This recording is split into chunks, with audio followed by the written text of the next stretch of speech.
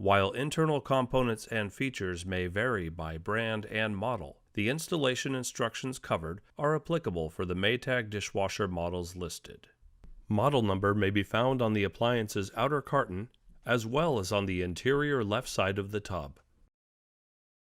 Warning: electrical shock hazard. Disconnect power before servicing. Replace all parts and panels before operating. Failure to do so can result in death or electrical shock. Excessive weight hazard. Use 2 or more people to move and install dishwasher. Failure to do so can result in back or other injury.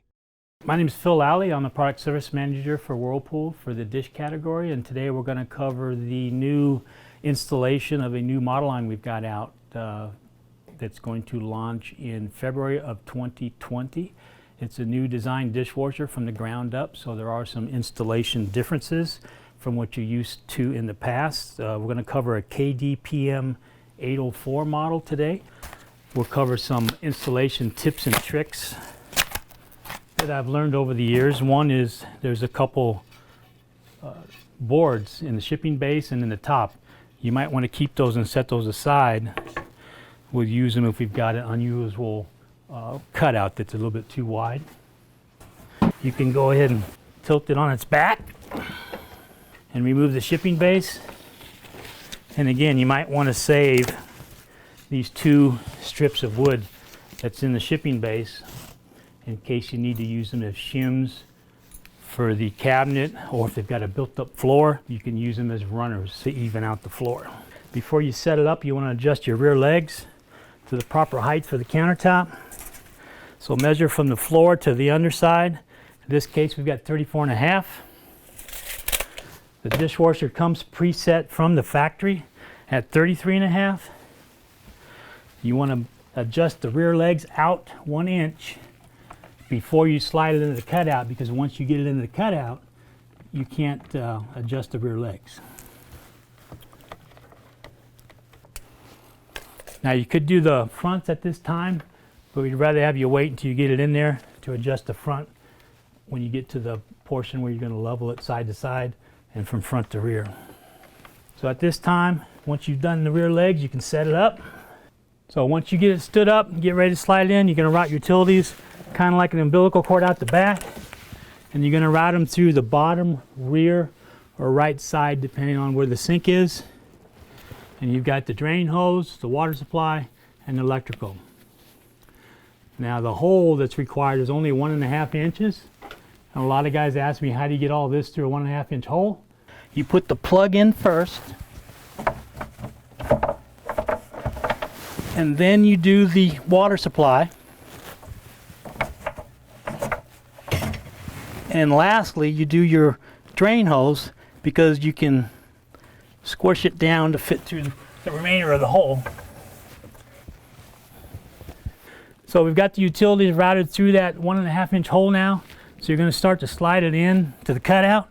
As you're sliding it in, you also want to pull the slack out of the water supply, drain hose, and power cord so they don't pinch up behind there.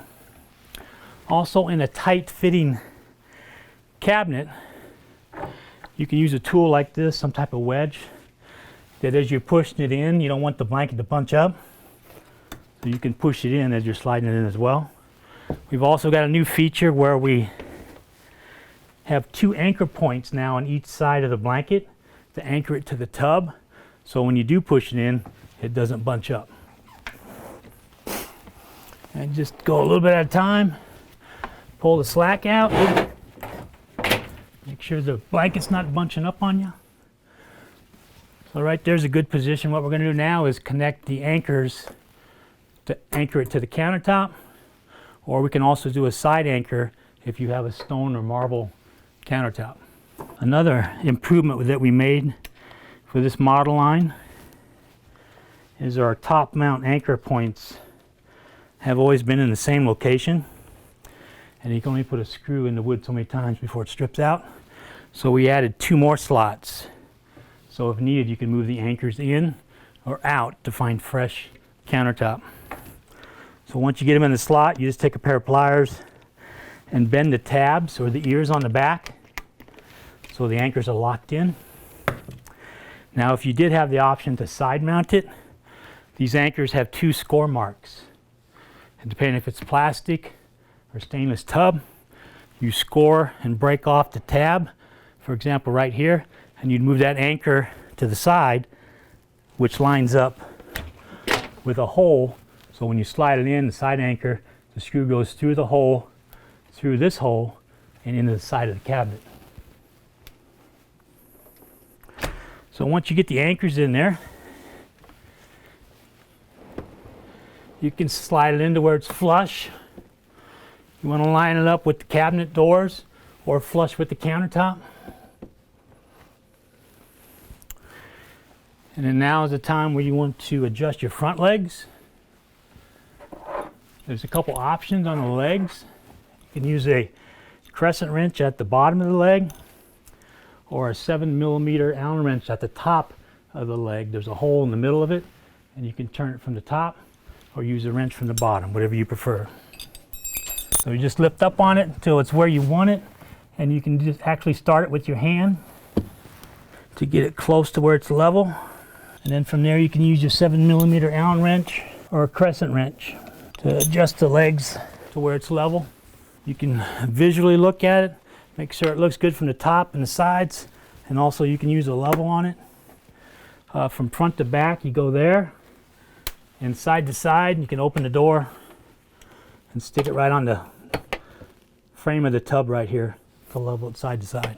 Now even though you get it as level as you can with a level, you always want to ask the customer if it looks okay to them before you anchor it, because sometimes the countertop's off or the cabinets are off, and even though the dishwasher's level, it may not look right. So always ask the customer and you can adjust from there.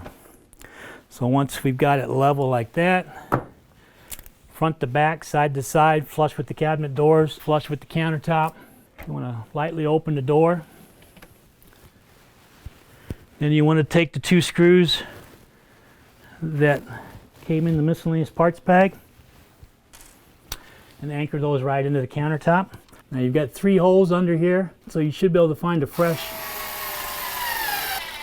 Okay, once you've got those in there, it's anchored, so when the customer opens and pulls the racks out with a load of dishes on it, it doesn't tilt forward or move on them.